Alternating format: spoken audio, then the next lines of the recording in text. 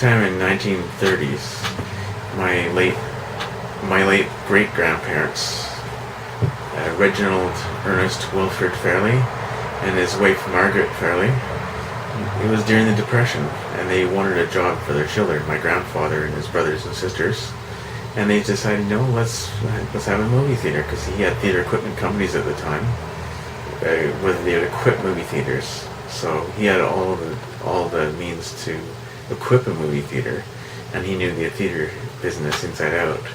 But he was very, very conservative, so it's surprising that he would have a movie theater, start another movie theater. He had theaters all over Vancouver in back in the day.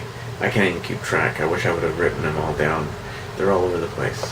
I think he used to own the Fox. He used to own another place. One of his places turned into a porno theater, and I think he built that too. In the Russian place on 4th, the Russian.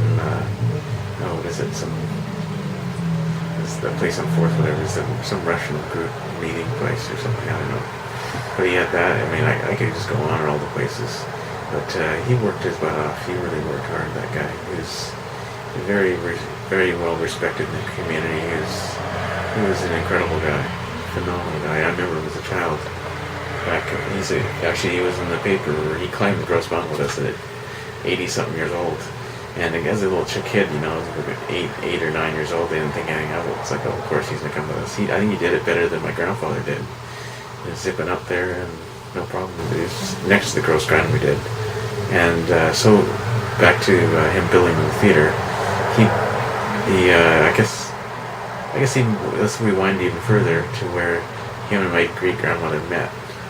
I guess they were in the dentist's office together, and she was very nervous about going to the... Actually, he worked for her.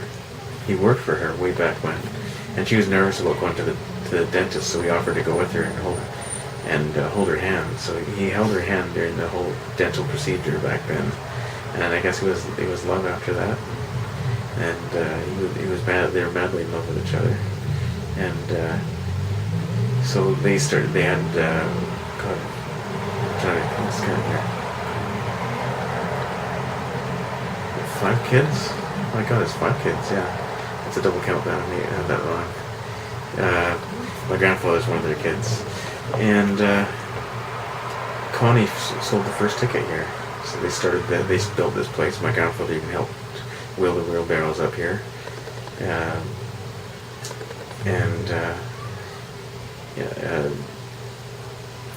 So basically my grandmother had it till 1960, something, mid-60s.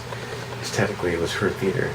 My late grandfather actually was the manager until that point. But he basically considered it his because they were never around, because he ran it from day one basically. It was October 24th, 1935. That was our opening day. We played Will Rogers' Life Begins at 40 and Lightning Strikes Twice as our second show. And it was deemed as the picturesque hall. It was the epitome of movie theaters back then. This is a big movie theater.